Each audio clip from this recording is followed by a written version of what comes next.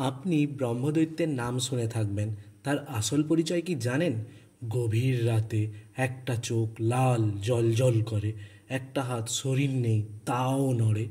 লোককথা মতে যদি কোনো ব্রাহ্মণ অপূর্ণ ইচ্ছা বা দুর্ঘটনায় মৃত্যুবরণ করে, তাহলে সেই অতৃপ্ত আত্মা পরিণত হয় ব্রহ্মদৈত্যতে।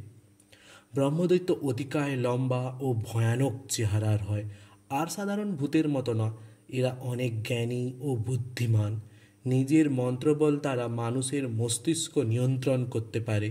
ব্রহ্মদৈত্য খুবই প্রতিশোধপরায়ণ, শক্তিশালী ও রাগী হয়।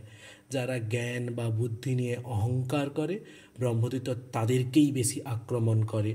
এখানেই শেষ নয়, যদি কোনো তান্ত্রিক ব্রহ্মদৈত্যকে বশ করে অপব্যবহার করতে চায়, তখন এরা আরও ভয়ঙ্কর হয়ে ওঠে।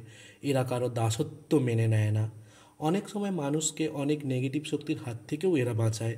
কেউ যদি এদের সন্তুষ্ট করতে পারে, তাকে জ্ঞান বা গোপন ধন সম্পত্তির সন্ধান দিয়েও সাহায্য করে। আপনি আপনার জ্ঞান বুদ্ধির পরীক্ষা দেবেন নাকি ব্রহ্মদৈত্যের কাছে?